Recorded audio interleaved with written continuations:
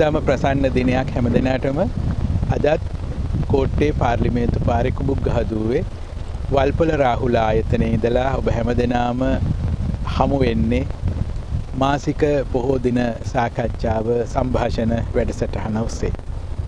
මේ වැඩසටහන තුලින් අපි ඔබ හැමදෙනා එක්ක බුදුදහමේ තිබෙන මූලික ඉගැන්වීම් ඒ මූලික පොත්පත්වල සඳහන් වන ආකාරය ඔබ සමග සාකච්ඡා කළා වගේම හැම වෙලාවෙම ඔබට මඟ පෙන්වීම කළා ගිහිල්ලා ඒ සූත්‍ර කියවන්න ඇත්තටම මෙහෙමද තියෙන්නේ ඔබම ඒවා දැන ගැනීමට හැකි තරම් මඟ පෙන්වන ආකාරයටයි මේ වැඩසටහන මෙතෙක් කරගෙන ආවේ.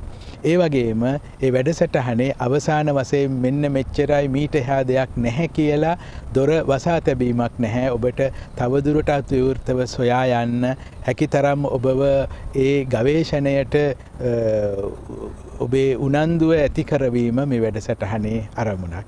ඉතින් හැමදාම මේ වැඩසටහන ඊටාම ගැඹුරු දැනුම ඔබ වෙත ගෙන එමින් විශ්වාසදායක ලෙස ඒ දැනුම ඔබ සමග බෙදාගන්නේ කොළඹ විශ්වවිද්‍යාලයේ බෞද්ධ අධ්‍යයන අංශයේ අංශ ප්‍රධාන ආචාර්ය උඩුහාවර ආනන්ද හාමුදුරුවෝ.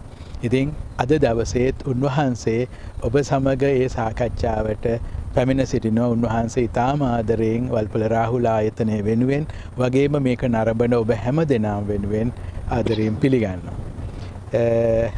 ඉතින් හාමුදුරුවනේ අපි මාසෙක විතර පස්සේ අපි ආපහු හම්බ වෙන්නේ.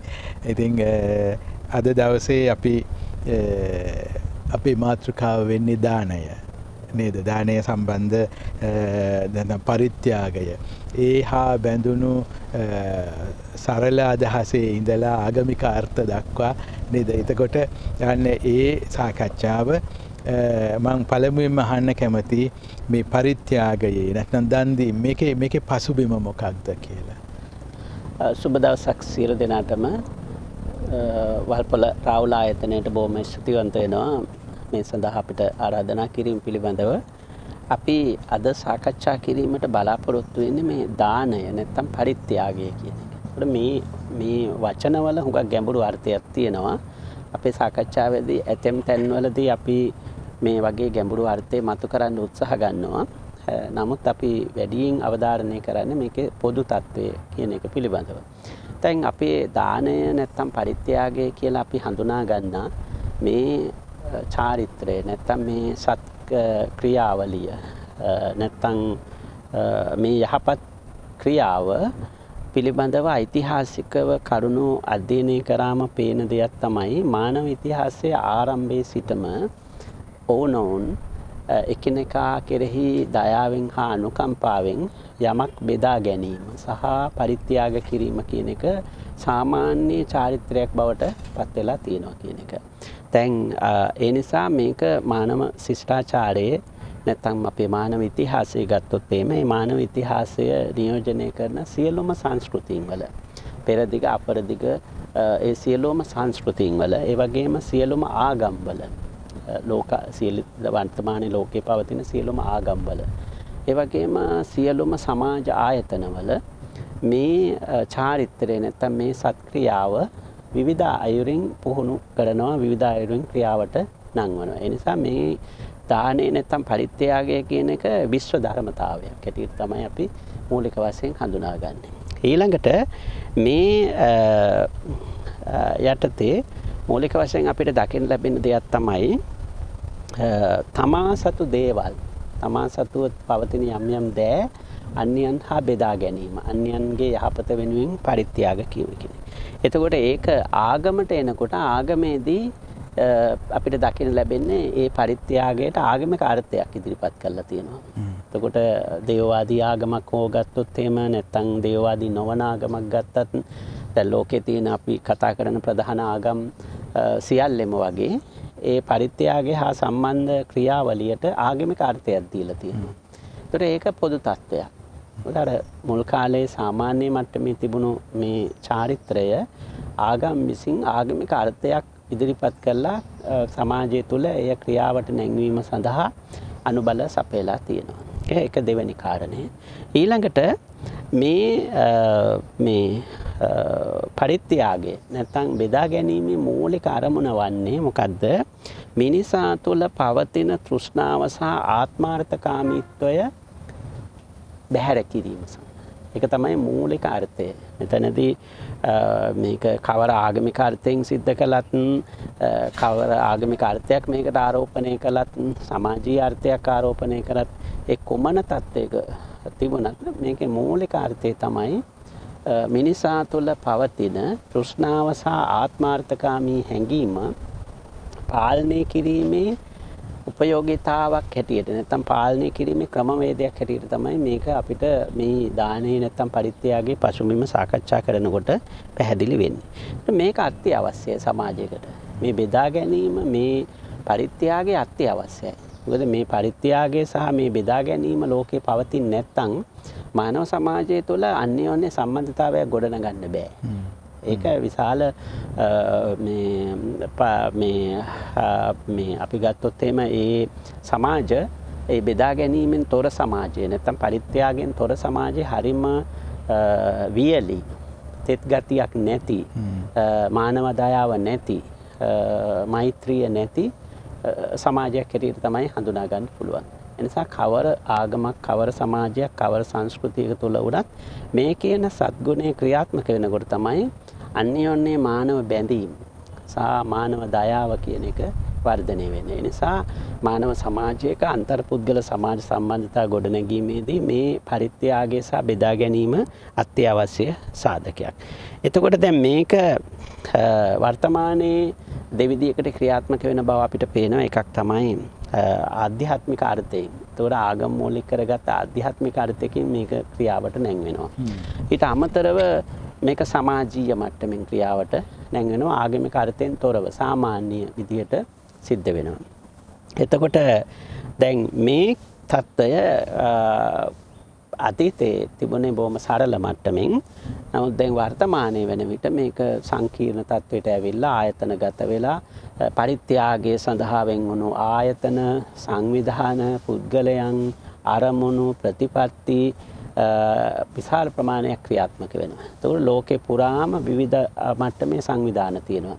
ඒ සංවිධාන විවිධ අරමුණු ඇතුව පරිත්‍යාගය සිද්ධ කරනවා. ඒතකොට ඒක මිනිසුන්ට පමණක් නෙමෙයි සතුන් වෙනුවෙන් ඉදිරිපත් කරනවා. සත්ව හිංසනයට එරෙහිව දැන් අපි දන්නවා යුරෝපයේ හුඟක්ම තියෙනවා මේ ඇනිමල් කෙයා කියලා. ඒ ඇනිමල් කෙයා කියන මේ සත්තුන්ගේ ආරක්ෂාව සඳහා පිහිටවපු මේ පුණ්‍ය ආයතන මේ චැරිටි කියලා අපි කියන්නේ. ඒ පුණ්‍ය ආයතන. ඒතකොට ඒ පුණ්‍ය ආයතනවල විවිධ අසරණ සතුන් වෙනුවෙන් මේ පරිත්‍යාග කරනවා. ඊළඟට මේ පිළිකා රෝගීන් සඳහා පරිත්‍යාග කරන ආයතන තියෙනවා. ඒතර HIV ආසාදනය වෙච්ච රෝගීන් සඳහා කරන පරිත්‍යාග කරන ආයතන තියෙනවා. ඒතර වැඩිහිටියන්ට කරන පරිත්‍යාග කරන ආයතන තියෙනවා. ළමයින්ට විවිධ රෝග වලට මුහුණ දුන්නු අයට ඒ වගේම ආබාධිත තත්වයටපත් වෙච්ච. ඒතර මේක දැන් අර මුල් සරල සමාජවල තිබුණට වඩා හුඟක් සංවිධානාත්මකව මේ සිද්ධ කරන මට්ටමටපත් වෙලා තියෙන එක හොඳ ප්‍රවණතාවයක්. මොකද හේතුව මේ ගොඩක් ධනෙ තියන අය මේ සඳහා ධනෙ පරිත්‍යාග කරනවා. ඒතර කොටසක් ඒවා අනිත් අයට බෙදා දීම සංවිධානය කිරීම කරනවා. ඒ අවශ්‍ය තැන් හඳුනා ගන්නවා. ඒතර මේ විදිහට මේ ගෝලීය මට්ටමින් දැන් මේ පරිත්‍යාගය නැත්තම් දානය කියන එක ආගමික අර්ථයෙන් ඔබට ගිහිල්ලා සමාජ සේවයක් සමාජ සත්කාරයක් හැටියට සිද්ධ කරන තත්වයට පත් වෙලා තියෙනවා. ඒක හොඳ ප්‍රවණතාවයක්. හැමදෙන්නේ දැන් මේ පොදු හැම ආගමක් ඇතුළත සාකච්ඡා වෙනවා. ඒ අරින් ලෞකික මට්ටමේ මිනිස්සු විශාල විදිහට මේ කටයුත්තේ දෙනවා. මේ දානය කියන අදහසේ අර බෞද්ධ විමුක්ති වැඩපිළිවෙලේ ඉඳලා එහෙම බැලුවොත් මොකක්ද තියෙන තත්වය බෞද්ධ විමුක්ති වැඩපිළිවෙලත් එක ගත්තොත්? ඔව් ඒක වැදගත් ප්‍රශ්නයක්. ඇත්ත වශයෙන්ම බෞද්ධ විමුක්ති ප්‍රතිපදාව ආරම්භය සනිටුහන් කරන එක අවස්ථාවක් තමයි දානය. උට දැන් අපි දන්නවා බුදුන් වහන්සේ හමුවට එන අභිනව ශ්‍රාවකයෙකුට නැත්නම් බුදුන් වහන්සේගේ දේශනය මෙතෙක් අහලා නැති අභිනව ශ්‍රාවකෙක් ආපුවම බුදුන් වහන්සේ ඒ පුද්ගලයාට පැහැදිලි කරන අනුපූර්ව ක්‍රමයක් තියෙනවා. එතකොට ඒ අනුපූර්ව ක්‍රමය තමයි ඒකට කියනවා අපි ආනුපුබ්බික දේශනා කියලා. මේ ආනුපුබ්බික දේශනාවේදී පටන් ගන්නේ දාන කතං සීල කතං සග්ග කතං කාමානං ආදීනවං ඕකාරං සංකිලේසං නෙක්ඛම්මේ ආනිසංසං ප්‍රකාශේසි කියලා මෙන්න මේ පාඩේ ඊටාම වැදගත්. මොකද දැන් මේ එන පුද්ගලයා කිසියම් ආගමකට හෝ සංස්කෘතියකට හෝ සමාජයකට නියෝජනය කරන්න පුළුවන්. ඒක නෙමෙයි වැදගත් වෙන්නේ. ඒතර බුදුන් වහන්සේට හමු වෙන්නේ පළවෙනි වතාවට. මේ පුද්ගලයා කිසිම වෙලාවක බුදුන් වහන්සේ හමු වෙලා නැහැ. එතකොට සමහර වෙලාවට ආගමික ප්‍රතිපදාවකට ආධුනික කෙනෙක් වෙන්න පුළුවන් එයා. සමහරట్లాට එයා වෙන කිසිම ආගමක් අනුගමනය කරපු නොකල නිදහස් පුද්ගලයෙක් වෙන්න පුළුවන්. ඒතකොට මේ පුද්ගලයාට අනුශාසනා කරනකොට මුලින්ම පටන් ගන්නෙ දානෙ. මොකද ඒ දාන කතා, සීල කතා, සග්ග කතා, කාමානං ආදීනවා. ඒතකොට දාන කතා. දානෙන් කියන්නේ පරිත්‍යාගය. ඒතකොට ඔහුට පරිත්‍යාගයේ තියෙන වටිනාකම පැහැදිලි කරලා දෙනවා. දෙවෙනියට සීල කතා. ඔහුට සදාචාරය පැහැදිලි කරලා දෙනවා. ඊළඟට කාමානං ආදීනවා. මේ පංචකාම ලෝකයේ තියෙන යථාර්ථය පැහැදිලි කරලා දෙනවා. ඕකාරං සංකිලේසං. ඒ වගේම මේ කෙලෙස් වලින් සිත කිලිටු වෙන ආකාරය, කෙලෙස් වල ස්වභාවය පැහැදිලි කරනවා. එතකොට මේ සිත අපිරිසුදු වෙන ආකාරය. ඊළඟට නෙක්ඛම්මේ ආනිසංසං. මේ සියල්ල අත්තරින විදිය අවසානට කියලා දෙනවා. එතකොට දැන් මේක අපි කියනවා ආනුපුබ්බික දේශනා කියලා. ආනුපුබ්බික ප්‍රතිපදාව කියලා. එතකොට මේකෙදි කරන්නේ අර දාණයෙන් පටන් ගන්න. අන්න එතකොට අපිට පැහැදිලි විමුක්ති ප්‍රතිපදාවේ දැන් බෞද්ධ ඉගැන්වීමට අනුව බෞද්ධ ඉගැන්වීමට අපි සීමා කළොත් පරිත්‍යාගය කියන එක මේ බෞද්ධ විමුක්ති මාර්ගයේ ආරම්භක පදනම දානය. එතකොට දාණයෙන් තමයි පටන් ගන්න. එතකොට එතනින් තමයි manussත්වයේ වර්ධනය වෙන්නේ.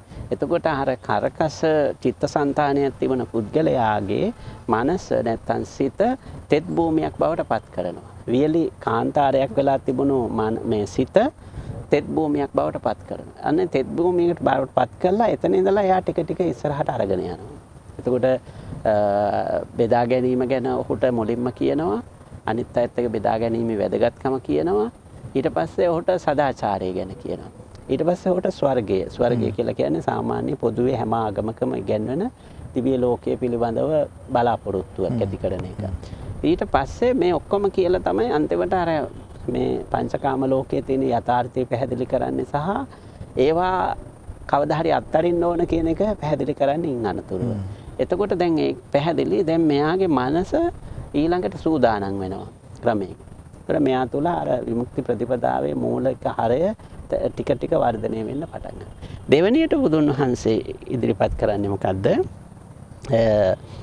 මේ අනුපුබ්බික දේශනාවට අනුව ජීවිතයේ සකස්ගත් පුද්ගලයාට සාමුක්ඛංශික දේශනා කියන එක ඉදිරිපත් කරනවා. ඒ සාමුක්ඛංශික දේශනාවේදී පටන් ගන්නෙම චතුරාර්ය සත්‍ය. ඒතකොට ඒක තමයි හරය මූලික. හැබැයි චතුරාර්ය සත්‍ය අවබෝධය සඳහා අර මූලික මේ පුහුණුව අවශ්‍යයි. මූලික දේවල් ටික අවශ්‍යයි. දැන් අපි දන්නවා ආර්ය අෂ්ටාංගික මාර්ගයේ සීල සමාධි ප්‍රඥා කියලා බෙදුවම සීලේනේ පදනම වෙන්නේ.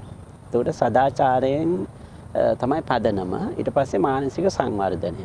ඒක තමයි අවසානයේ දක්වා යන්නේ. ඒතර මේ ආනුපුබ්බික දේශනාවල පුද්ගලයාට දෙන්නේ බාහිර ක්‍රියාකාරකමක්. ඒ කියන්නේ බෙදා ගැනීම, පරිත්‍යාගය, දානය කියන එකෙන් පටන් ගන්නවා. ඊට පස්සේ ඕක ක්‍රමෙන් සදාචාරය දක්වා ගෙනියලා ඉහළට අරගෙන ගිහිල්ලා ඊළඟට මේ ජීවිතයේ යථාර්ථය දකින්න පටන් ගන්නකොට තමයි චතුරාර්ය සත්‍ය දේශනාව කරන්නේ. එකපාරම චතුරාර්ය සත්‍ය දේශනාව කරන්නේ නැහැ. එතකොට ඒක අනුපිළිවෙලක් තියෙනවා. එතකොට මුලින් ආනුපුබ්බික දේශනා, දෙවෙනිවට සාමුක්ඛංශික දේශනා. එතකොට මෙන්න මේක මූලික මේ අදහසක් බෞද්ධ විමුක්ති මාර්ගයේ. ඊළඟට ඊටාම වැදගත් එකක් තමයි ඔය මහා චත්තාරීක සූත්‍රයේ ඉදිරිපත් කරන අර දසවස්තුක සම්මාදිට්ඨිය කියන එක. ඒ දසවස්තුක සම්මාදිට්ඨියේ එකක් තමයි කිසියම් කෙනෙක් තුළ විශ්වාසයක් ඇති වෙනවා නම්, ආකල්පයක් තියෙනවා නම් මේ බෙදා ගැනීම, දානය, යමක් පරිත්‍යාග කිරීම ප්‍රතිඵල තියෙන දෙයක්ය, හොඳ දෙයක්ය, යහපත් දෙයක්ය කියන විශ්වාසය සහ ආකල්පය තියෙනවා නම් එයා සම්මා දිට්ඨියේ පිහිටි පුද්ගලයෙක් හැටියට පිළිගන්න. එතකොට දැන් මේක හරිම වැදගත්. මොකද මේක මේ බෞද්ධ සන්දර්භයකට විතර සීමා වෙන්නේ නැහැ. දැන් අපි කියමුකෝ ක්‍රිස්තියානි කෙනෙක් කියලා. ක්‍රිස්තියානි නැත්නම් කිතුණුවෙක් වෙන්න පුළුවන්. ඉස්ලාම් භක්තිකයෙක් වෙන්න පුළුවන්. හින්දු කෙනෙක් වෙන්න පුළුවන්. නැත්නම් ලෝකයේ තියෙන අනිත් ආගමික විශ්වාසයක් පිළිපදින කෙනෙක් වෙන්න පුළුවන්. එතකොට ඔහු ඇය තුළ මේ පරිත්‍යාගයේ වටිනාකම, බෙදා ගැනීමේ වටිනාකම පිළිබඳ මූලික ආකල්පය තියෙනවා නම් ඔහු හෝ ඇය වඩා හොඳ යහපත් මානව ධර්මයන්ගෙන් යුක්ත උසස් මිනිසෙක් කියලා අපිට හඳුනා ගන්න පුළුවන්. යහපත් දැක්මක් සහිත පුද්ගලයෙක් කියලා හඳුනා ගන්න පුළුවන්. ඒ නිසා මේක දැන් ඔය දසවස්තුක මිත්‍යා දෘෂ්ටිය, දසවස්තුක සම්මාදිට්ඨිය මේක අර බෞද්ධ සන්දර්භයකට දාලා ඒකට විතරක් කොටු කරගන්නවනේ. ඒක වැරදි ඇත්තටම. මේක විශ්ව ධර්මතා ටිකක් තමයි ඒ දසවස්තුක සම්මාදිට්ඨිය සහ සතවස්තුක මිත්‍යා දෘෂ්ටිය යටතේ ඉදිරිපත් කරන්නේ. ඒක විග්‍රහ කරලා බැලුවම අපේ විවහාරික ලෝකයේ තියෙන සියලුම ආගම් වලට සාධාරණයි. ඒ ප්‍රතිපත්ති 10. ඒ කියන්නේ ඒ යහපත් ප්‍රතිපත්ති 10 දසවස්තුක සම්මාදිට්ඨියට අදාළ ප්‍රතිපත්ති 10 සියලුම ආගම් වලට පොදුයි. හැම ආගමකම දෙමව්පියන්ට සලකන්න කියනවා, හොඳ නරක විශ්වාස කරන්න කියලා කියනවා. ඒ වගේම බෙදා ගැනීමේ වටිනාකම ගැන කතා කරනවා. ඒක පොදු තත්ත්වයක්. ඒ දසවස්තුක සම්මාදිට්ඨිය කියන එක සහ දසවස්තුක මිත්‍යා දෘෂ්ටිය මේ දෙක හැමදෙරේ අවස්ථාව තියෙනවා නම් මොකද ඒක අර පොදු බවක් තියෙන නිසා හැම ආගමකටම කෙටියෙන් හඳුන්වන්න පුළුවන්. කෙටියෙන් අපි දැන් එතන මූලික වශයෙන් කියන්නේ මේ කාරණා 10ක් නේ. මහාචත්තාරික සූත්‍රයේ විස්තර කරන ලෞකික සම්මාදිට්ඨියේ එක අවස්ථාවක්. ඒ කියන්නේ දැන් මහාචත්තාරික සූත්‍රයේ මේ සම්මාදිට්ඨිය කොටස් දෙකකට විස්තර කරනවානේ. ලෞකික සම්මාදිට්ඨිය සහ ලෝකෝත්තරා කියලා කියන. එතකොට සාසවා පුඤ්ඤ භාගියා කියලා කියන. එතකොට ඒ ආශ්‍රව සහිත සම්මාදිට්ඨිය සහ ලෝකෝත්තරා අනාසවා ලෝකෝත්තරා කියන එකකින් අදහස් කරන සම්මාදිට්ඨිය. එතකොට දැන් මේකේ තියෙන 10ම අපිට කතා කරන්න බැහැ. මේ 10න් අපි කීපයක් විතරක් ගමු. එකක් තමයි පරිත්‍යාගය. පරිත්‍යාගය කියන්නේ බෙදා ගැනීමේ ප්‍රතිඵල තියෙනවා. බෙදා ගැනීම හොඳ දෙයක් කියලා පිළිගන්න. ඒක සියලුම මානව වර්ගයාට පොදු தත්ත්වයක්. ඊළඟට දෙමව්පියන්ට සලකන එක. මාවෙක් ඇත පියෙක් ඇත කියන එක තුළ තමන් වෙනුවෙන් කැප කරපු දෙමව්පියන් වෙනුවෙන් යමක් කරන එක. ඒක සියලුම ආගම් වල ඉදිරිපත් කරනවා. ඊළඟට හොඳට හොඳ විපාක, නරකට නරක විපාක තියෙනවා කියන එක ඒකත් සියලුම ආගම් වල ඉදිරිපත් කරන එක.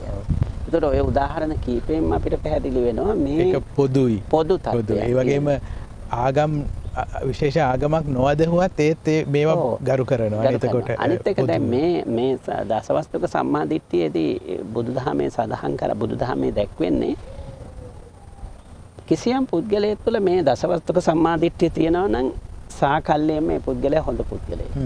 හොඳ පුද්ගලයෙක් ඇත්තටම. එතකොට අපි සමස්තයක් විදියට ගත්තම වඩා හොඳ යහපත් මානව ධර්මයන්ගෙන් යුක්තව මානවවාදී අදහස් තියෙන, ඒ කියන්නේ පිරිපුන් මනුස්සත්වයක් තියෙන කෙනෙක් හැටියට අපි හඳුනා ගන්න මේ 10 තියෙන කෙනා. එතකොට ඒකෙදී මේ දැන් සමහර අයට මේ 10ම නැති වෙන්න පුළුවන්. සමහර අයට මේ 4ක් 5ක් තියෙන්න පුළුවන්. කෙසේ හෝ මේ අපිට කියන්න බෑ මේ ඒ ගුණධර්ම තියෙන මිනිස්සු කොයි ආගමේ හිටියත්, කොයි සමාජයක හිටියත්, කොයි රටක හිටියත්, කොයි සංස්කෘතියක නියෝජනය කළත් ඒගොල්ලෝ මිත්‍යා දෘෂ්ටි කියලා කියන්න බෑ. නැත්තම් අපිට කවුරු හරි කියනවා නම් බුද්ධ ආගමේ විතරක් මේගොල්ලෝ ඉන්නේ අනිත් ආගම් වල නෑ කියලා කියනවනේ ඒකත් වැරදි. ඒකත් වැරදි. මේ දසවස්තුක සම්මාදිට්ඨිය කියලා කියන්නේ විශ්ව ධර්මතාවක්. ඉදිරිපත් කරා. හොඳයි හැමදෙරනේ. දැන් දානය බෞද්ධ සාකච්ඡාව තුළ අපි එතන આવොත් එහෙම ඒක කොහොමද මොන අරමුණු වෙනුවෙන් අනේ දානය දන් දීම කියන එක කොහොමද බුදුදහමේ ඉන්නේ? ඒකේ මොනවද අරමුණු වෙන්න ඕන? මොන අරමුණු ඇතුවද දානය දිය යුත්තේ? බුදුදහමේ මේ බුදුන් වහන්සේගේ දේශනා තුළ අපිට හම්බ වෙනවා සූත්‍ර සෑහෙන ප්‍රමාණයක් මේ දානය සම්බන්ධයෙන්. එතකොට මේ විවිධ සූත්‍ර දේශනාවල දානේ දීමේ අරමුණු විස්තර කරනවා. අපිට එච්චර දුර ඒ ගැන කතා කරන්න අවශ්‍ය නැහැ. පොදුවේ කොම සම්පින්ඩණය කරාම අපිට පේනවා මේ විශේෂයෙන්ම අංගුත්තර නිකායේ දාන වර්ගයේ ඇතුළත් වෙන සූත්‍රවල මේ අරමුණු විවිධයි. එතකොට ඒ අරමුණු අතර අපිට හඳුනා ගන්න පුළුවන් මේ සමහර අය බොහොම පටු අරමුණු ඇතුව ලාභ ප්‍රයෝජන ඇතුව අරමුණු ඇතුව. එතකොට ඒ කියන්නේ දූෂිත අදහසකිනුත් පරිත්‍යාග කරනවා. එතකොට මේ සූත්‍රවල කියන්නේ සමහර කෙනෙක් ඡන්ද දෝෂ බය මෝහ කියන ඒවා නිසා පරිත්‍යාග කරනවා. කෙනෙකුට බය නිසා පරිත්‍යාග කරනවා. කෙනෙකුට සමාලාවට තරහක් තියෙන නිසා තමයි පරිත්‍යාග කරනවා. එතකොට ওই විදිහට මේ අර පහළ මට්ටමේ අරමුණු තියෙනවා. අරමුණු ඇතුව පරිත්‍යාග කරනවා. තවත් කෙනෙක් ඉන්නවා එයා කීර්තිය ප්‍රශංසාව නම ප්‍රසිද්ධ කර ගැනීම එතකොට සමාලාවට සමහර ආයතන වලින් කරන පරිත්‍යාගවල තියෙන වාණිජ අරමුණු වෙළඳ ප්‍රචාරණය එතකොට ඔය වගේ අරමුණු ඇතුවත් පරිත්‍යාග කරනවා. එතකොට ඒක එකම. ඊළඟට තව කෙනෙක් ඉන්නවා ඊටාම උසස් මානසික තත්වයක ඉඳගෙන මේවා පිළිබඳව කිසිම අපේක්ෂාවක් නැතුව නිර්පේක්ෂව යමක් පරිත්‍යාග කරනවා. අන්න ඒ පරිත්‍යාගය තමයි වඩාම උසස් පරිත්‍යාගය වෙන්නේ. මොකද ඒකෙදි පෙරලා කිසි දෙයක් අපේක්ෂා කරන්නේ නැහැ. ඒකට බුදුදහම යොදන වචනයක් තමයි චිත්තාලංකාර චිත්ත පරික්කාරත්තං කියලා. ඒ වචනේ පැහැදිලි කරන මේ චිත්තාලංකාරය. මොකද පරිත්‍යාග කරන මේ සිත අලංකාර කිරීම සඳහා.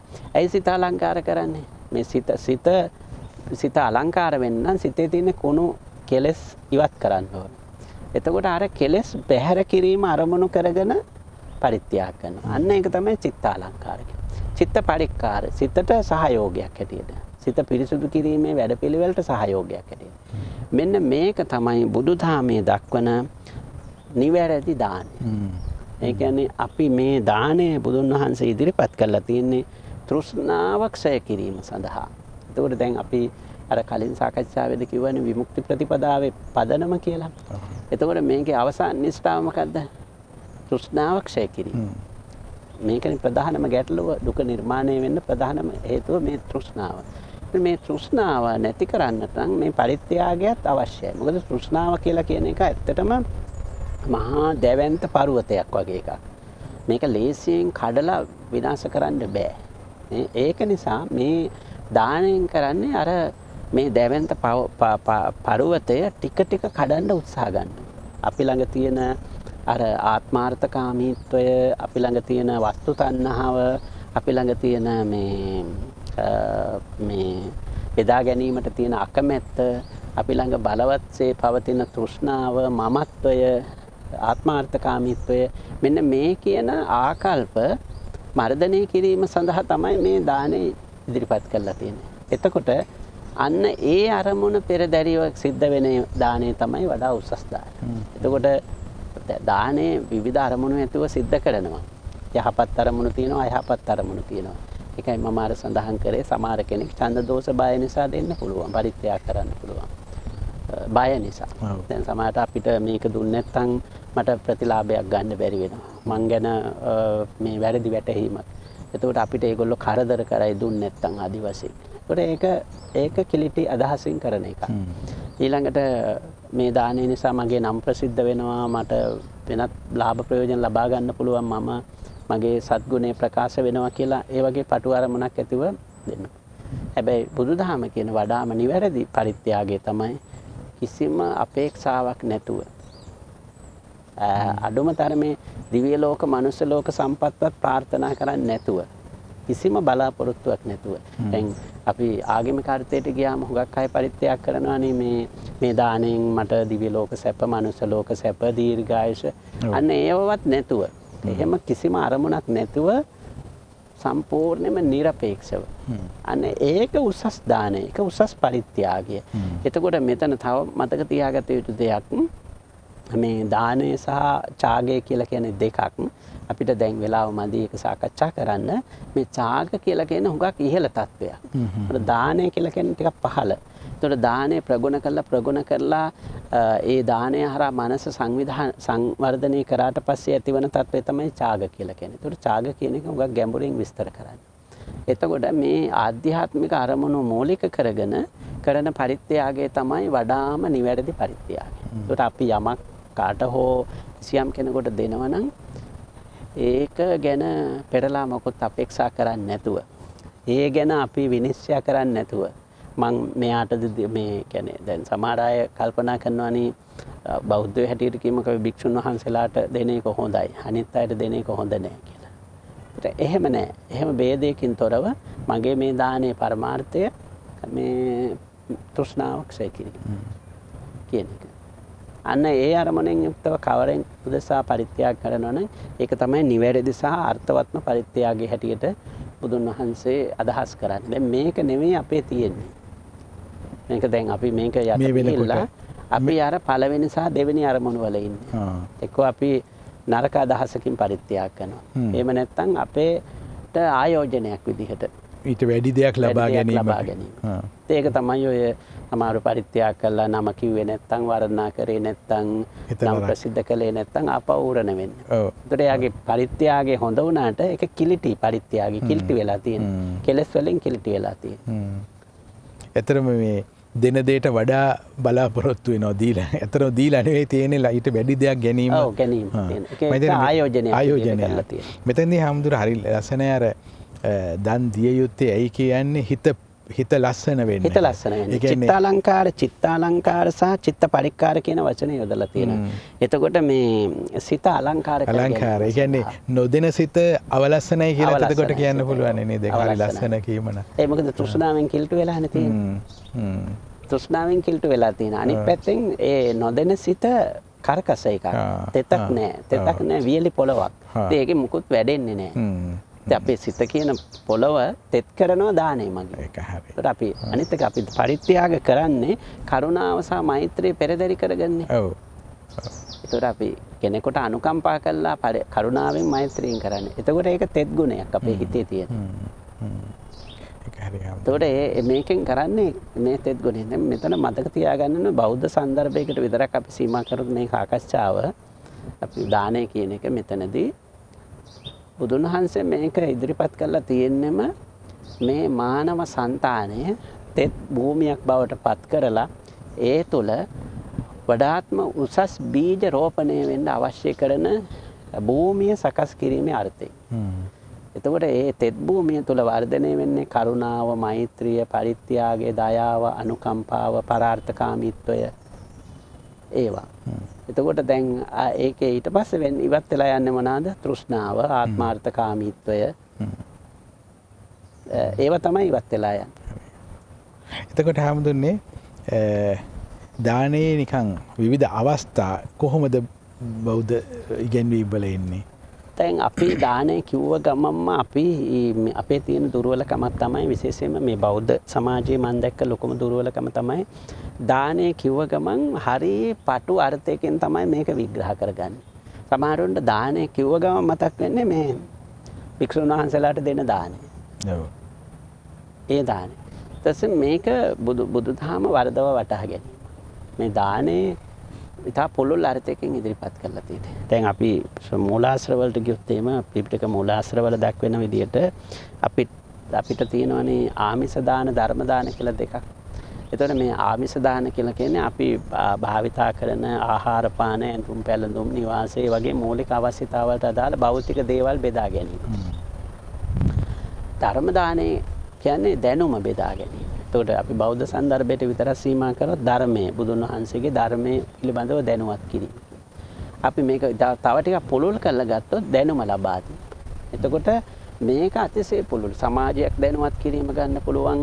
ශිෂ්‍යයන්ට හොඳට උගන්වන එක ගන්න පුළුවන්. එතකොට වෛද්‍යවරයෙක් හැටියට රෝගීන් දැනුවත් කිරීම ගන්න පුළුවන්.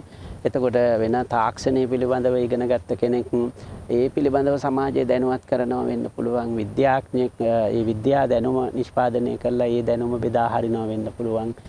මේක මේ ආගමික අර්ථයෙන් ඔබට ගිහිල්ලා පුළුල්ව ගත්තොත් එහෙම මේක අපිට අවශ්‍යයි. මේ දැනුම අපිට අවශ්‍යයි. මොකද මේ සමාජයකට ඕන කරන්නේ මේ භෞතික මෙවලම් බෙදා ගැනීම පමණක් නෙවෙයි. මේ දැනුම අවශ්‍යයි. එතකොට දැන් අද කාලේ හැටියට අර භෞතික දේවල් බෙදා ගැනීමටත් වඩා වැදගත් මේ දැනුම බෙදා ගැනීම. ධර්ම දැන් ආගමික අර්ථයට ගත්තොත් එහෙම ධර්ම දානේ ධර්මය කියලා දෙන එක. නමුත් ලෝකයේ සමාජය ගැන නැති දැනුමක් ඉදිරිපත් කරන එක ඒක මේ ඉහළම තත්ත්වයක්. ඉහළම තත්ත්වයක්. දැන් අපි කියමුකෝ දැන් මේ දවස්වල අපි උදාහරණයක් ගත්තොත් විද්‍යාඥයන් සහ වෛද්‍යවරුන් එතකොට අපේ දැන් මේ තියෙන COVID-19 පිළිබඳව පරීක්ෂණ කරපු විද්‍යාඥයන් ඒ ගැන මේ ඒට ප්‍රතිකාර හොයාගත්ත වෛද්‍යවරුන් ඒගොල්ලෝ ඒ දැනුම සමාජගත කරනවා. ඒකට ඒකෙන් මොකද්ද වෙන්නේ? ඒ විශාල ලෝකෙට සේවයක්. ඊළඟට අපි එදිනෙදා අපි බෙදා ගන්නවා ඒ දැනුම. Facebook හරහා වෙන මොනවා හරි හරහා අපි බෙදා ගන්නවා ඒ දැනුම. එතකොට ඒ රෝගීන් ගැන දැනුවත් කරනවා, රෝගය ගැන දැනුවත් කරනවා. ඒක එක ධර්ම දානයේම කොටසක් තමයි. ඒකත් අර අපේ දැනුම බෙදා ගන්න. ඒක බුදුදහමේ ගත්තොත් එහෙම ඒක උස්සස්ම දෙයක් හැටියට විස්තර කරනවා. ඒ නිසා මේ අර ධර්ම දානය කියන එක මේ ආගමික අර්ථයට විතරක් සීමා කරන්න හොඳ නැහැ. දැන් ගුරුවරයෙක් ඊටාම හොඳට ශිෂ්‍යයෙකුට උගන්වනවා කියලා කියන්නේ ඒක තමයි ධර්ම දානය කියලා කියන්නේ. හන්දනේ මට මේකෙදි මතක් වුණු දෙයක් ගුරු මුෂ්ටි කියන අදහස. එතකොට මේ වගේ දහමක ආభాෂය ලැබපු සංස්කෘතියක ගුරු මුෂ්ටි කියලා අදහසක් කියන්නේ හොඳම දේ හොඳ කියන්නේ දෙන්නේ නැහැ. ඒක තියාගෙන ඉන්නවා Tamanට හොඳටම කීකරු කෙනාට දෙන්න කියලා. එතකොට ක්‍රමයෙන් හොඳම දැනුම නැතුව යනවා. එතකොට මේ ඉගැන්වීමේ ආభాෂය ලැබුණා නම් කවුරුවත් ගුරු මුෂ්ටි කියන අදහසකට එන්නේ නැහැ නේද? ඒක බුදුන් වහන්සේම ප්‍රකාශ කරලා තියෙනවානේ මගේ දහමේ ගුරු මුෂ්ටියක් නැහැ කියලා. දැන් උපනිෂද් වල තිබුණානේ ඒක. උපනිෂද් වල තිබුණේ උපනිෂද් කියන අර්ථයේ වචනේ අර්ථයම සමීපයේ සිටින ශිෂ්‍යයාට විතරනේ කියලා දෙන්නේ. ළඟම ඉන්න කෙනාට කියලා දෙන්නේ. දැන් බුදුන් වහන්සේ ඒක ප්‍රතික්ෂේප කරා. බුදුන් වහන්සේම කියනවානේ මගේ ධර්මයේ ගුරු මුෂ්ටි නැහැ කියලා ආචාර්ය මුට්ටි කියලා කියනවානේ. මගේ ඒකේ එහෙම ආචාර්ය මුෂ්ටියක් නැහැ කියලා. ගුරු මුෂ්ටියක් නැහැ. විවෘතයි. විවටෝ විරෝචති. ඒතකොට මේ ධර්මයේ විවෘත වෙන්න බබලනවා කියලා බුදුන් වහන්සේ ප්‍රකාශ කරනවා. එතකොට ඒහිපස්සික කියලා කියනවා. ඊළඟට මේ හොඳම ශිෂ්‍යයාට විතරක් කියලා දෙන කියන අදහසක් බුද්ධ ධර්මයේ නෑ. බුදුදහමේ නෑ. මේ අදහසින් මේක නම් අපි දකින විදිය ඇත්ත වශයෙන් හැකි තරම් දැනුම බෙදා දෙන එක නේද? ඒ වගේම නිකන් මේ කාලයට ගත්තොත් අපි දැන් Zoom තාක්ෂණය ඒ වගේ දේවල් වලින් පටිගත වෙන දේශන සමහරට විශ්වවිද්‍යාල ශිෂ්‍යයින්ට පරිබාහිරයටත් බලන්න පුළුවන් වෙන්න පුළුවන්.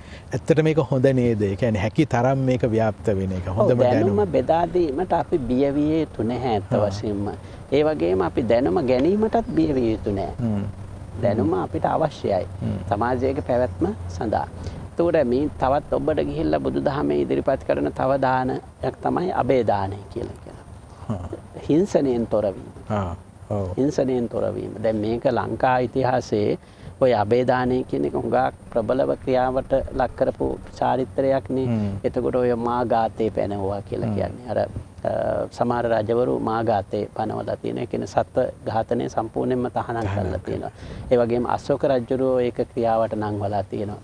එතකොට මේ හිංසනය මෙතනදී මතක තියාගන්න ඕනේ මේ හිංසනය කිව්වම මේ මිනිස්සු මැරීම හෝ සතුන් මැරීම පමණක් නෙවෙයි. අනිත් අයට නොයෙකුත් විදිහේ හිංසාවන් අපි කරනවා. දැන් උදාහරණයක් ඇටියට අපි කියමුකෝ අපේ ගෙදරක තියෙන ගුවන් විදුලි යන්ත්‍රයක් ප්‍රමාණයට වැඩි ශබ්ද නගලා ඒක ක්‍රියාවට නංවනවා නම් රූපවාහිනී යන්ත්‍රයක්. එතකොට ඒකත් එක්තරා හිංසනයක් තමයි. ඊළඟට අනිත් අයගේ නිදහසට බාධා කරනවා නම් ඒකත් එක්තරා විදිහක හිංසනයක්. ඒ නිසා මේ හිංසනේ දැන් අපි දැන් අනිත් ආගම් හෝ අනිත් ජාතීන් හෝ වෙනත් ජන වර්ග හෝ වෙනත් සංස්කෘතීන් කෙරේ ද්වේෂයෙන් ඉන්නවා නම් ඒවා විනාශ කරන්න අපි කටයුතු කරනවා නම් දැන් අපි ඒක විවිධ විදිහට අපිට ගන්න පුළුවන් ජනවාරික කාර්යබුද වෙන්න පුළුවන් එහෙම නැත්නම් ආගමික සහනශීලීතාවයේ බිඳෙන විදිහ ආගමික ආරබුද වෙන්න පුළුවන් ආගමික මූලධර්ම වාදයේ වෙන්න පුළුවන් ඒ ත්‍රස්තවාදයේ වෙන්න පුළුවන් ඒ යුද්ධය වෙන්න පුළුවන් මේ කවර වචන වලින් අදහස් කරත් හිංසනයේ තියෙන. ඒ නිසා බුදුදහම මේ අබේ දානය කියන එක ඉතාම උසස් විදියට සැලකන එක. තවත් මේ හා බැඳුණු තවත් දානයක් තමයි ශ්‍රම දානය කියලා. කියන්නේ අපේ මහන්සිය දෙන එක. ඒතකොට අර දැනුම බෙදා ගන්නවා වගේම අපේ මහන්සිය අපේ ශ්‍රමය අන්‍යයන් වෙනුවෙන් කැප කරන. මේක මේකට ඇත්තටම මුදලක් වැය වෙන්නේ අපිට ඉතා පහසුවෙන් කරන්න පුළුවන්. දැන් අපි කියමුකෝ අපේ රෝගීන්ට උපස්ථාන කරනවා. අසරණ රෝගියෙකුට උපස්ථාන කරනවා. අන්න එතකොට අපේ ශ්‍රමය පරිත්‍යාග කරා. අපි කියමුකෝ අපි ස්වේච්ඡා සේවකයෙක් හැටියට වැඩ කරනවා සමාජයක හෝ සමාජ ආයතනයක හෝ ස්වේච්ඡාවෙන් වැඩ කරනවා. ඒකට අපිට පුළුවන් නම් මාසයකට දවසක් හෝ දෙකක් හෝ මාසෙට පැයක් හෝ දෙකක් ඒ වගේ ස්වේච්ඡා ආයතනයකට ගිහිල්ලා අපේ ශ්‍රමය දායක වෙන්න. ඒක ඊටාම ඉහළ තත්ත්වයක්. ඊළඟට දැන් අපේ තව තත්ත්වයක් තමයි බෞද්ධ සාරධර්මවල මතු කරන තව දානයක් තමයි ඔය ශාරීරික කොටස් දන් දෙන එක කියන එක. ඒතර රුධිරේ පරිත්‍යාග කරනවා. එතකොට ඒ වගේම ඇස් පරිත්‍යාග කරනවා. එතකොට ශරීරයේ අර මිය යන රෝගීන්ගේ ශරීර කොටස් පරිත්‍යාග කරනවා. දැන් ඒවට දිනු තාක්ෂණය ඇති වෙලා තියෙනවා. එතකොට දැන් අපි මැරුණට පස්සේ අපේ ශරීරයේ සමහර පරිත්‍යාග කරනවා වෛද්‍ය විද්‍යාලයකට වගේ. ඒතකොට ඒකෙන් දහසක් වෛද්‍ය ශිෂ්‍යෝ ඒක පරීක්ෂණ කළා ඒක කපල කොටලා ඒකෙන් ඉගෙන ගන්නවා. එතකොට මෙන්න මේ වගේ මේවත් ඒ පරිත්‍යාගයේම කොටස්.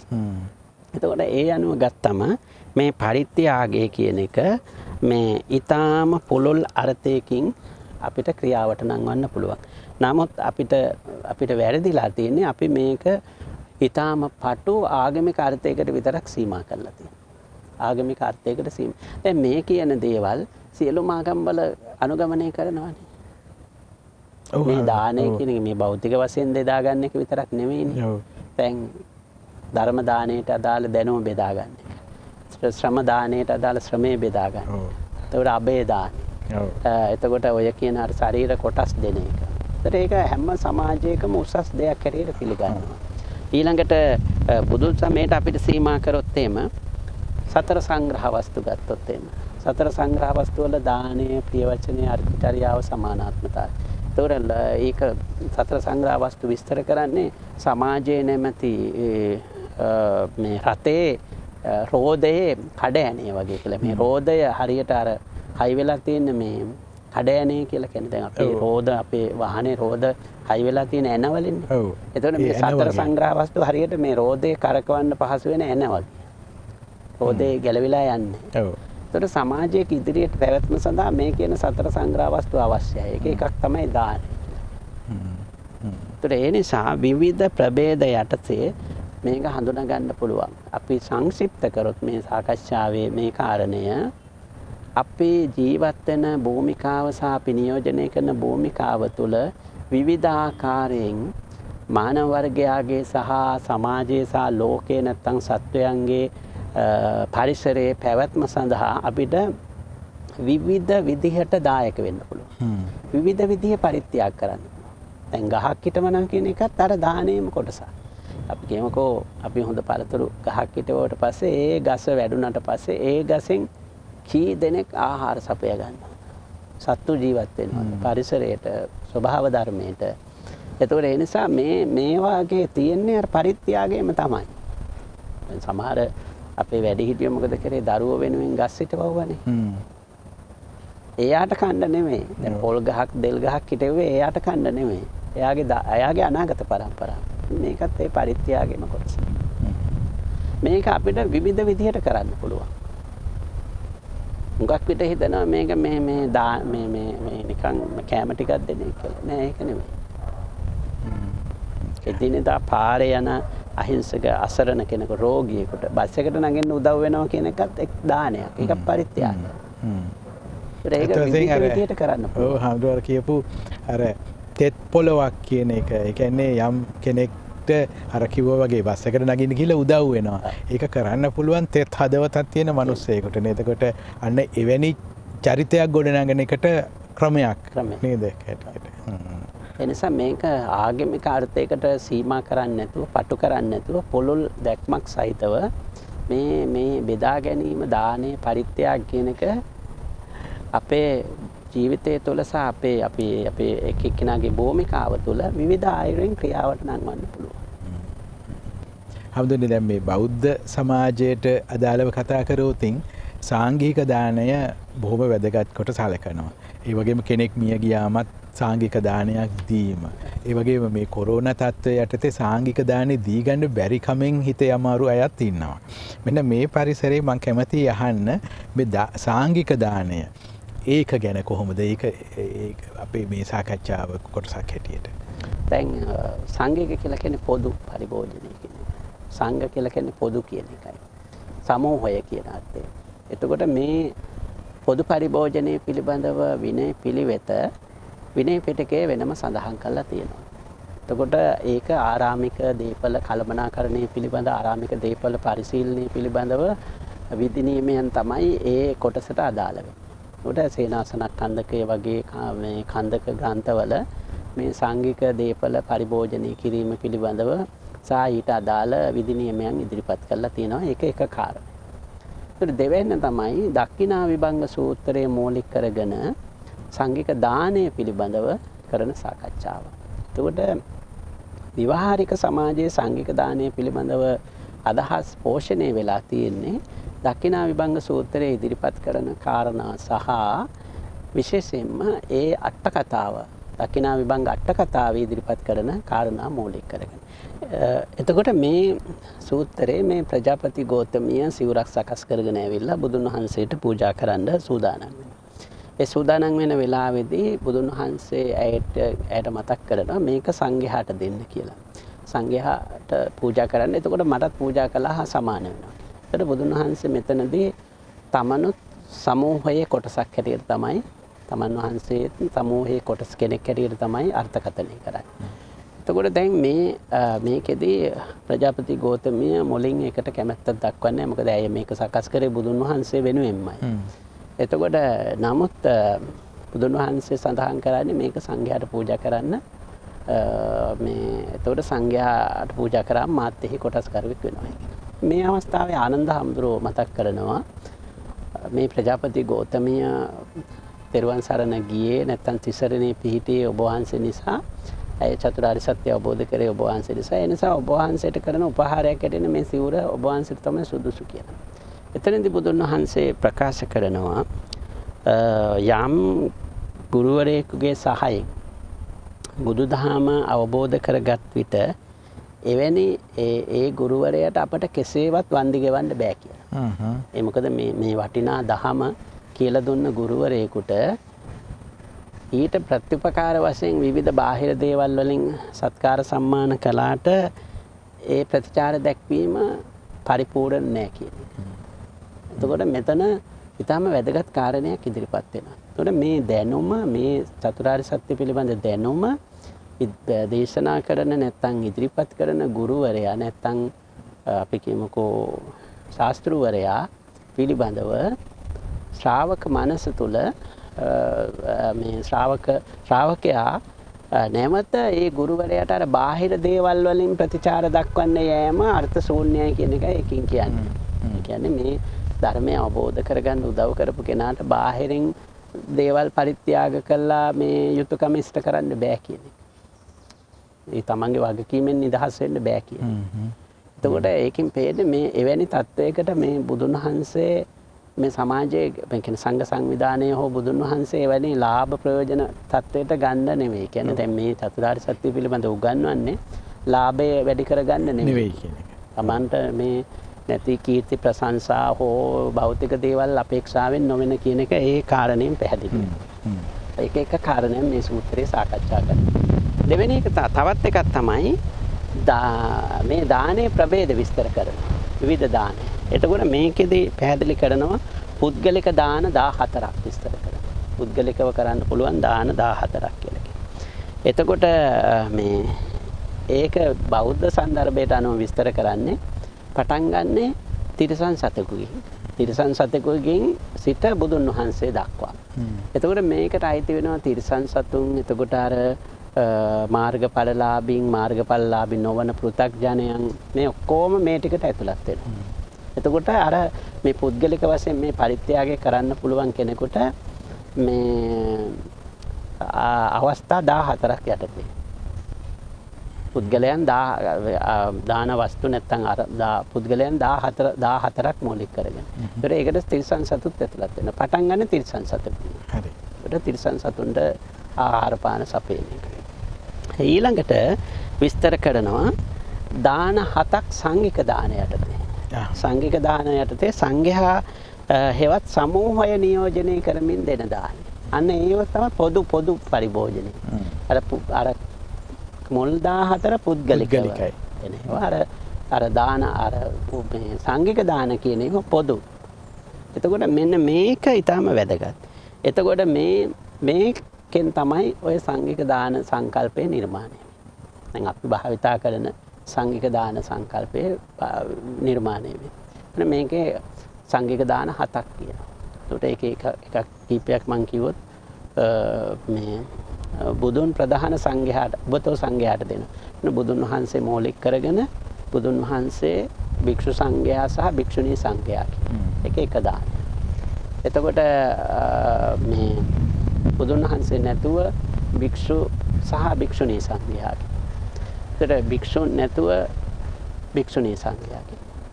ඒ විදිහට බෙදෙනවා. එතකොට බුදුන් වහන්සේ ප්‍රධාන භික්ෂු භික්ෂුණී සංඝයාට මේ සංඝික දානේ පූජා කරන්න පුළුවන් පොදු පරිභෝජනයට යටත් කරනවා.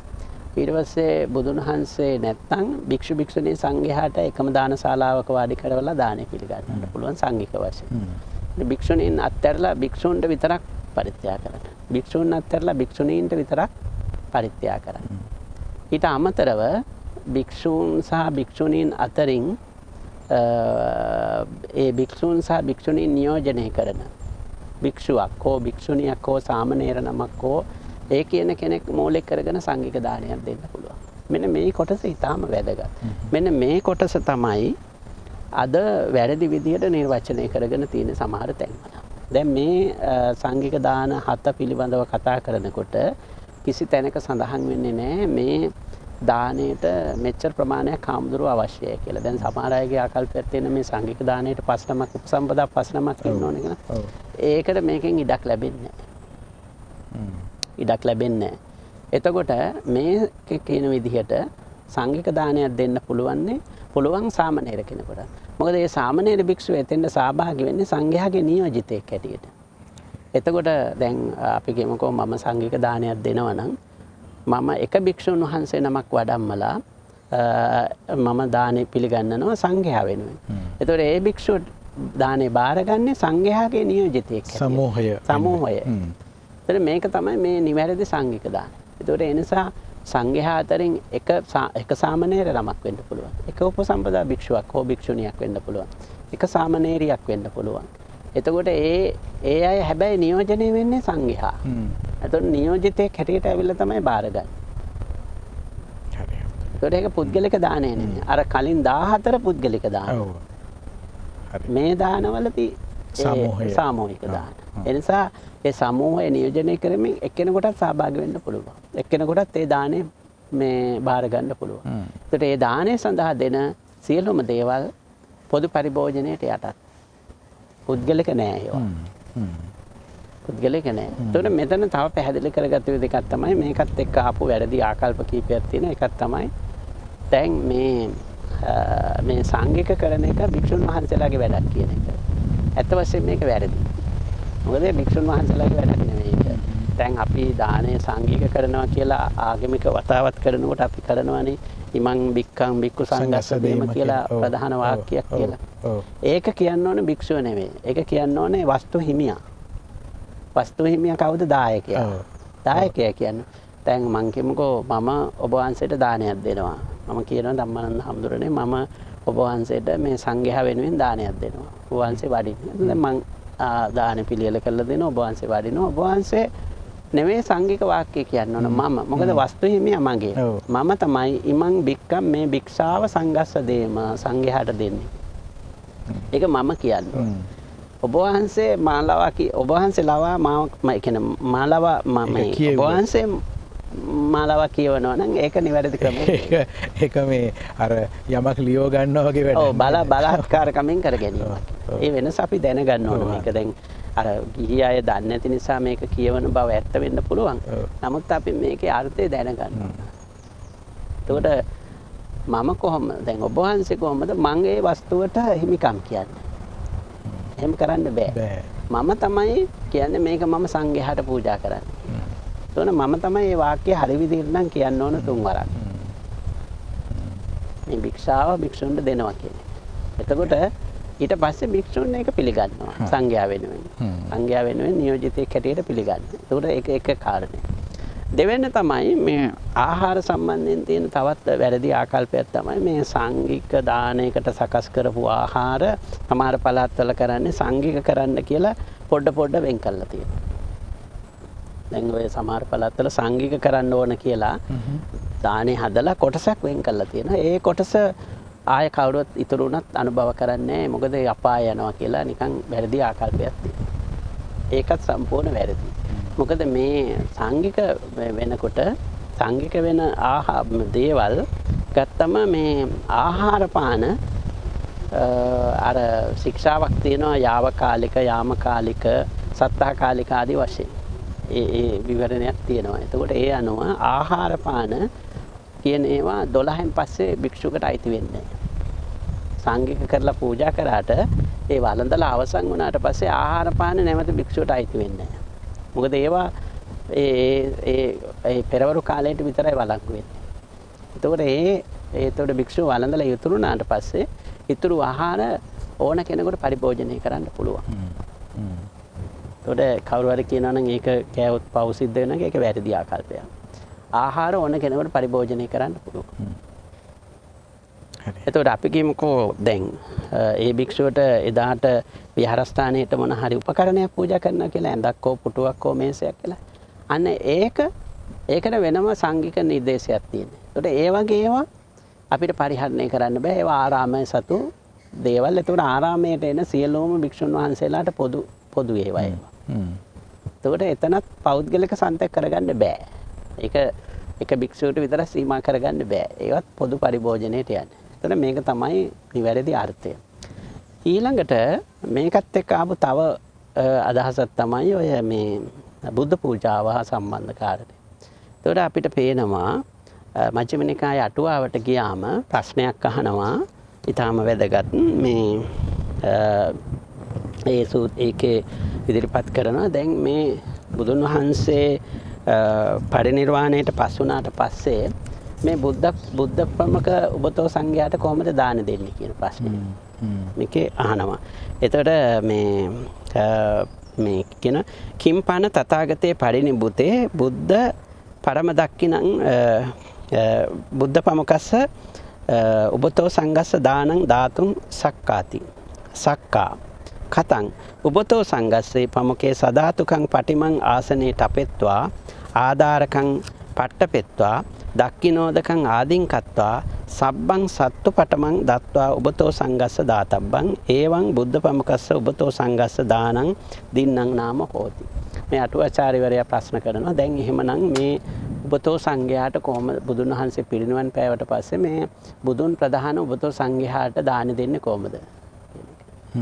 එතකොට මේ ප්‍රශ්නෙට උත්තරයක් හැටියට කියනවා දැන් බුදුන් පිරිනිවනට පස්සේ එහෙමනම් බුදුන් වහන්සේගේ ශාරීරික ධාතු තැන්පත් කරපු සදාතුක ප්‍රතිමාවක් ඕ දැන් අපි කියන විදිහට කරඬුවක් තැන්පත් කරලා ඒ තැන්පත් කරඬුව උස්සාසනයක තැන්පත් කරලා ඊට අදාළ බුදුන් වහන්සේ වෙනුවෙන් ආහාර පාන පූජා කරන්න. අන්න එතකොට ඒක බුදුන් ප්‍රධාන උබතෝ සංඝයාට දෙන සංඝික දානය. ඒක තමයි අපි වර්තමානයේ විවහාර කරන්නේ. වර්තමානයේ භාවිතා කරන්නේ. මෙතන තවත් වැදගත් කාරණයක් තියෙනවා.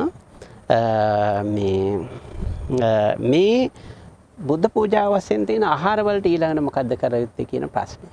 මේක ඊටාම වැදගත්. දැන් අපි විවිධ විදිහේ ආහාර පාන පූජා කරනවානේ මේ සදාතුක ප්‍රතිමාවකට හෝ කරඬුවකට දානශාලාවේදී. ඒකට ඒවට මොකද්ද කරන්නේ? තත්ත යං සත්තු දින්නම් තං කිං කාතබ්බං.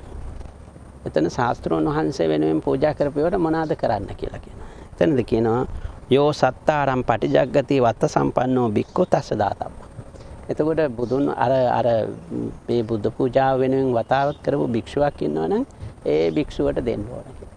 ඒ භික්ෂුවට තමයි ඒක අයිති වෙන්නේ. ඊළඟට කියනවා පිතු සන්තකංහි පුත්තස්ස පාපුනාති. පියා සන්තකදී පුතාට අයිති වෙනවා. උරුමයෙන්ම අයිති වෙනවා. ඒ අනුව භික්ඛු සංඝස්ස ධාතුම්පි වට්ටති. භික්ෂු සංඝයාටම දෙන්න ඕන. එතකොට අර බුද්ධ පූජාව බුදුන් වෙනුවෙන් පූජා කරපු බුද්ධ පූජාව ආපහු බෙදා ගන්න ඕන කවුද? භික්ෂුන් වහන්සේලා. භික්ෂුන් වහන්සේලාම. එතකොට තවත් එහාට කියලා කියනවා සප්පිතේලානි පන ගහෙත්වා දීපං ජාලේ තබ්බං. එතකොට ඒ සදාතුක කරඬුව සඳහා ගිතෙල් තෙල් වර්ග පූජා කරලා තියෙනවා නම් ඒව පාවිච්චි කරලා පහන් පත්තු කරන්න කියලා කියනවා. විහාරේ. ඊට සාටකං ගහෙත්වා පටාකා ආරෝපේ තබ්බාති. රෙදි පූජා කරලා තියෙනවා නම් ඒ වගේ කොඩි එල්ලන්න කියලා කියනවා. එතකොට මේ පාඩේ දිහා බැලුවම පේනවා මේ බුද්ධ පූජාව තියෙන එක මේක අටුවාවෙන් ආපු අදහස. මේ සදාතුක කරඬුවක් බුදුන් වහන්සේ වෙනුවෙන් සංකේත කරලා බුදුන් වහන්සේ වෙනුවට සංකේතයක් හැටියට පාවිච්චි කරලා මේ බුද්ධ පූජාව තියෙන එක අටුවාවෙන් ඉදිරිපත් කරපු අදහස. හැබැයි අටුවාවත් හුඟක් බුද්ධිමත් වෙලා තියෙනවා. මොකද අර සදාතුක කරඬුව උදෙසා පූජා කරන ආහාර පාන සහ පරිස්කාර විනාශ කරන්න ඉඩ දීලා නැහැ. එතකොට ඒවා අපව පරිභෝජනය සඳහා ගන්න කියලා කියනවා. එතකොට එහි ප්‍රධාන උරුමකරුවා කවුද? භික්ෂුව. පොදු සංඝයා. භික්ෂුව ගැනයි කියන්නේ.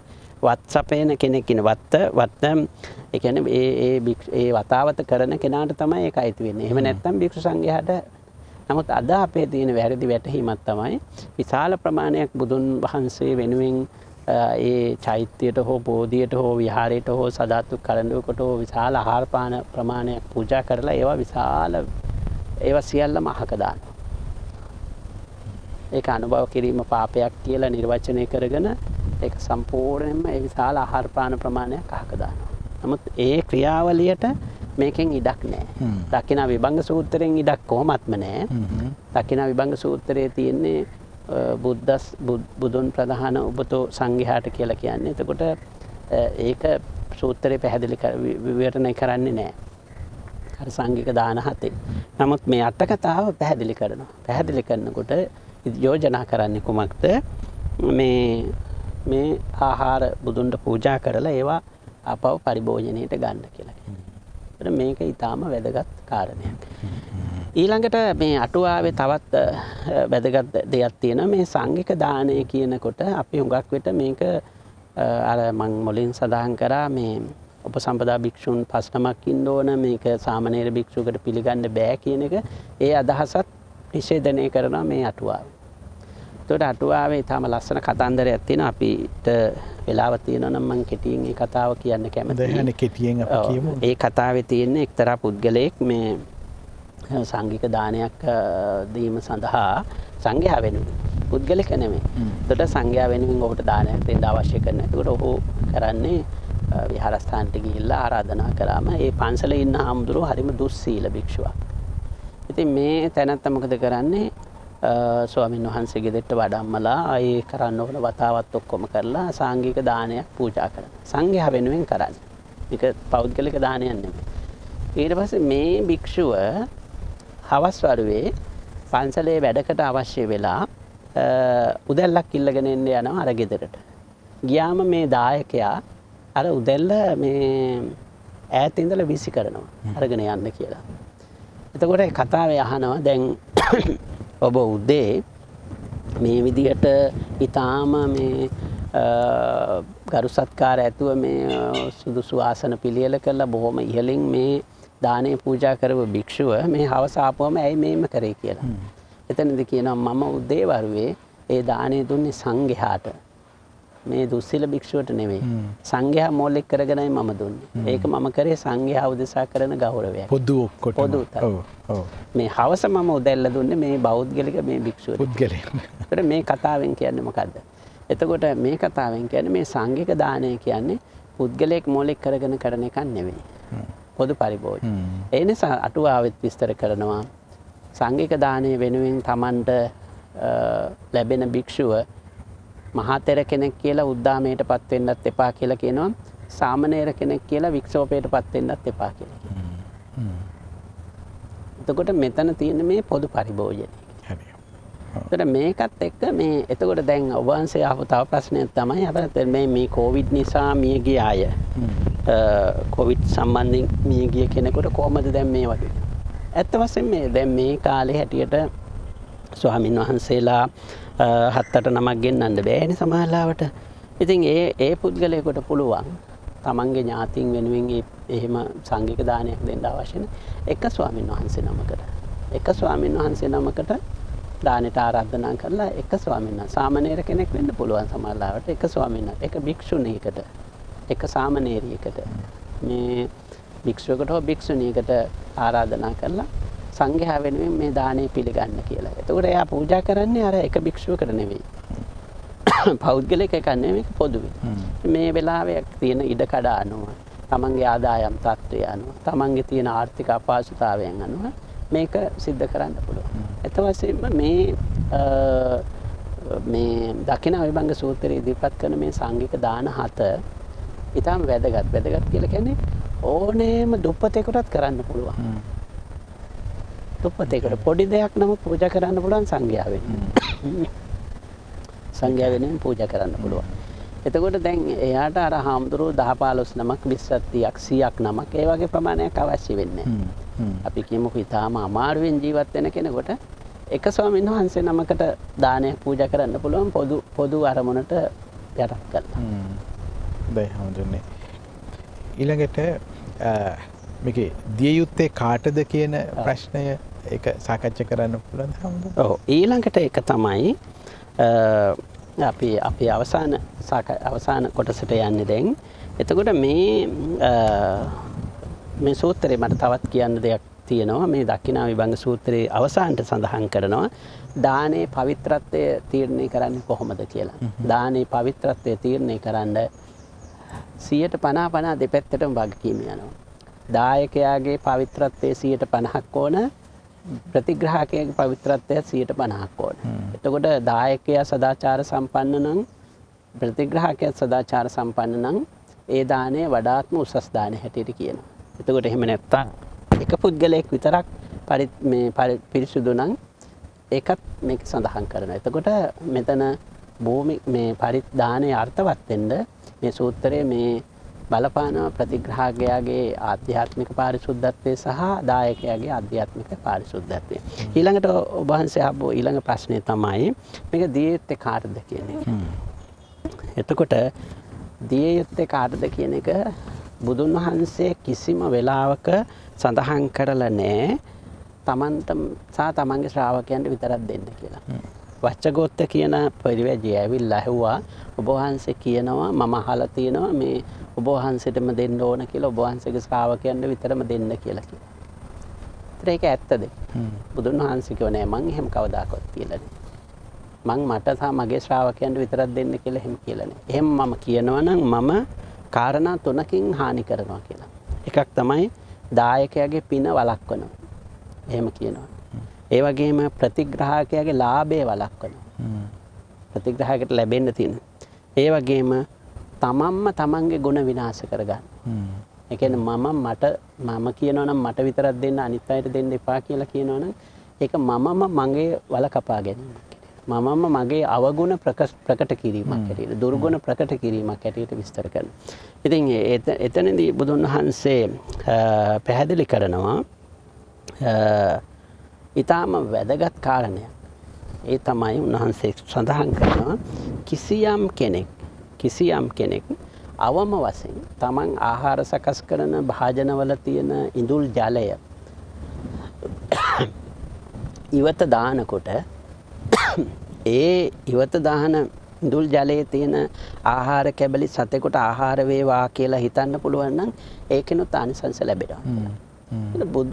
බුදුන් වහන්සේ සහ බුදු සමය කිසිසේත්ම කියලා නැහැ මේ භික්ෂූන්ට සහ බුදුන් වහන්සේට විතරක් දිය යුතුයි කියලා. දැන් සිංහලවාද සූත්‍රයේ කතා කරන්නේ සමන බ්‍රාහ්මණ කියන.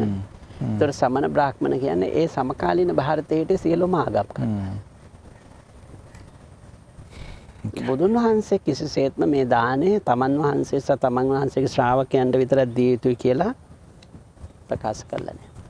හැබැයි බුදුන් වහන්සේ ප්‍රකාශ කරන්නේ කවරෙකුට උනත් දෙන එක වඩා ප්‍රයෝජනවත් සිල්වතුන්ට දෙන එක වඩා උසස් කියලා තියෙනවා.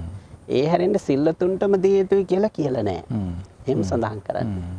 කියන්නේ පටන් ගන්නෙම තිරිසන් සතෙකුට බලන්න ඊටත් පහළට ගිහිල්ලා අර අපේ ආහාර භාජන අපි ආහාර ගත්තා වාජන හොදලා අයිවත්ත දාන ජලය සතුන්ට ආහාර වෙන්න කියලා හිතනවා කියන්නේම එතන ඉඳලානේ පටන් ගන්න කියන්නේ. දැන් දක්ඛිනාවිභංග සූත්‍රයේ කියනවනේ තිරිසන් සතෙකුට කැම ටිකක් දෙනවා නම් ආනිසංස 100ක් ලැබෙනවා කියලා.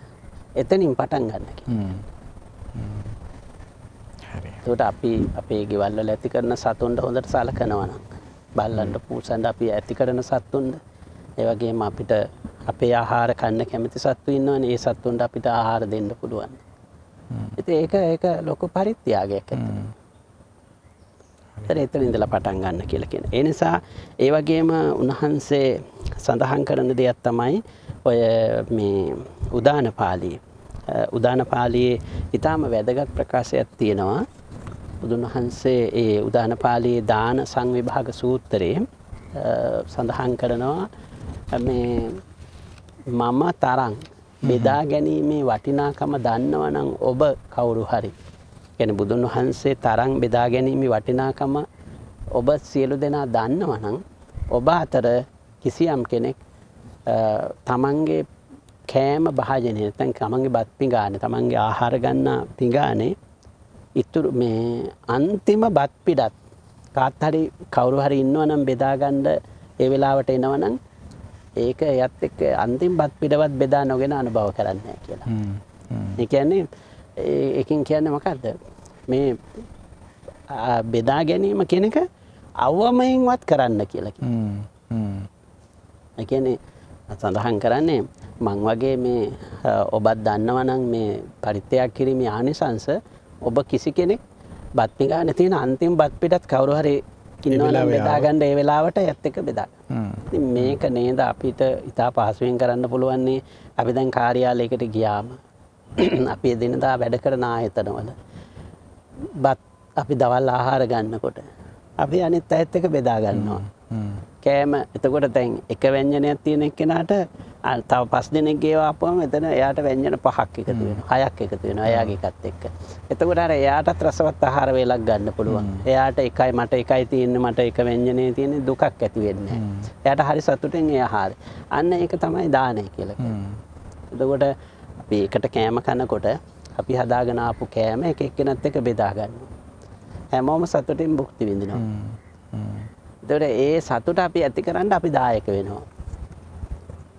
සමහර තැන් වලට අපි යනකොට වැඩිපුර කැම ටිකක් අරන් යනවා. එතකොට ඒගොල්ලොත් එක්ක බෙදා ගන්නවා.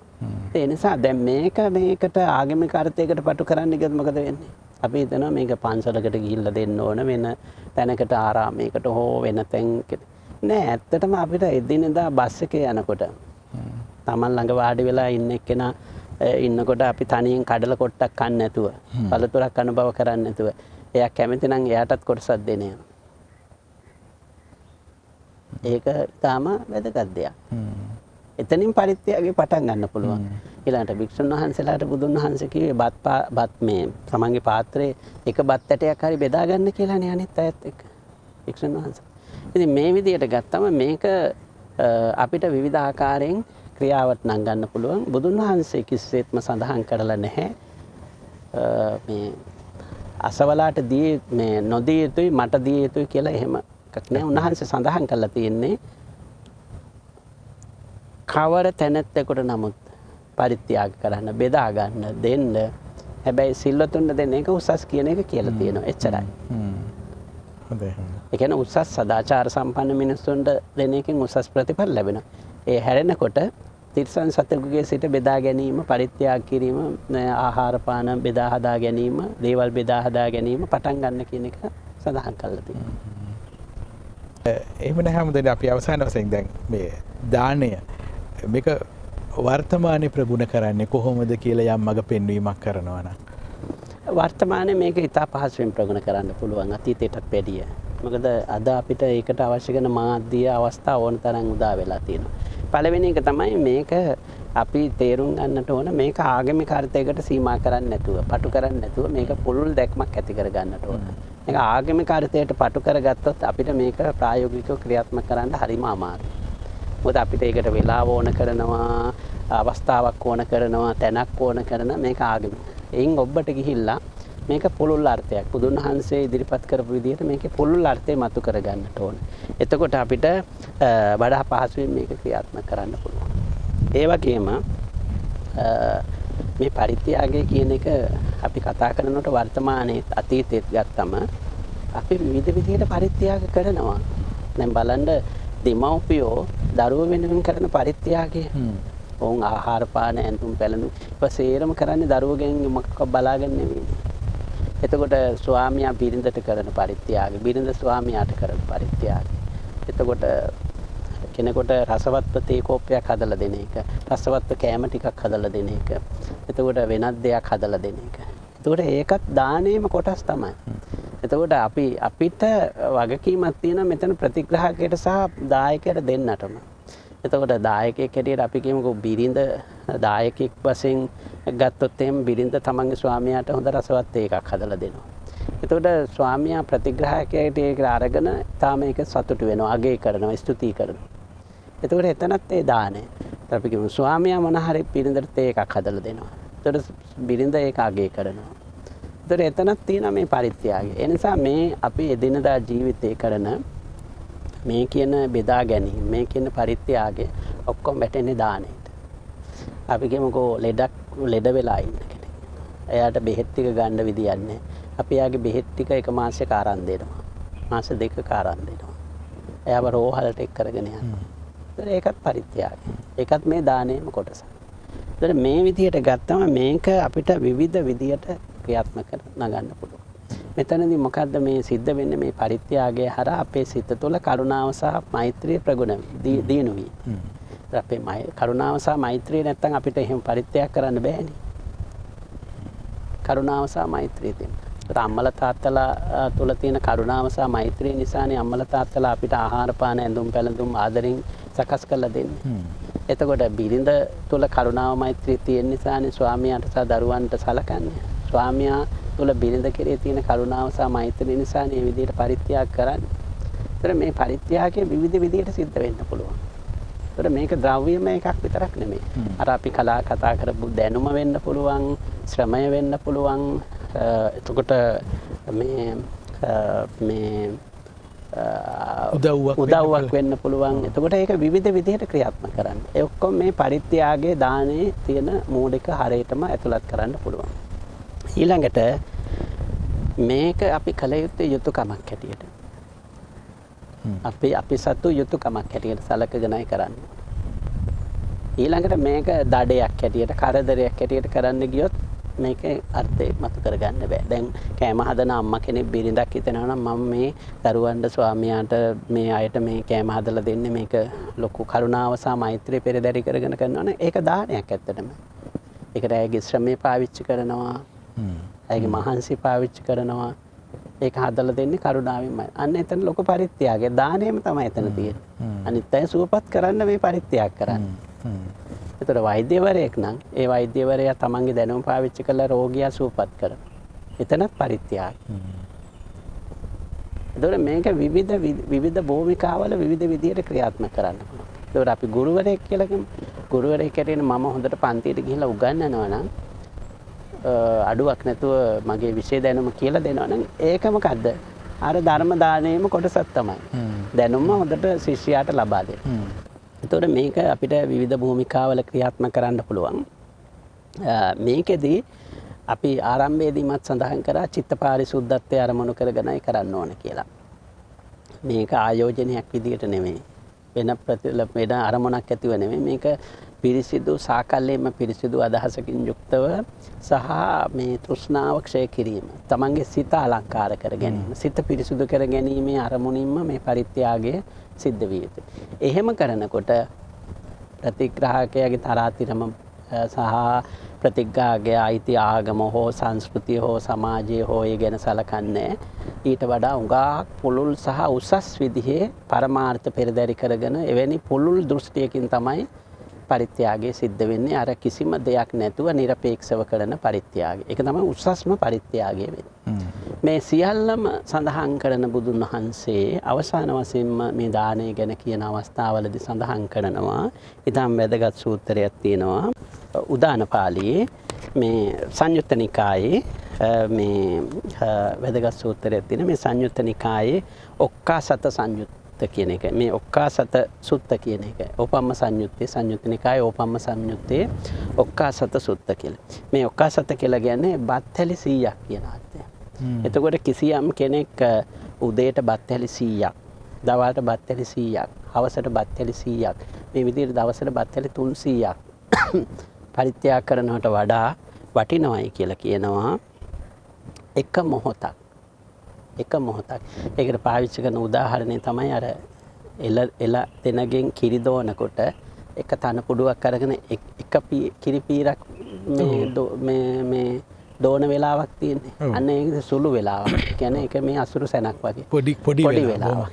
අන්න එවැනි පොඩි වෙලාවක් මෙත් සිත දිනු කරන්න පුළුවන් නම් ලෝකෙට මෛත්‍රිය වඩන්න පුළුවන් නම් අර මේ දාණයට වඩා වටිනවා.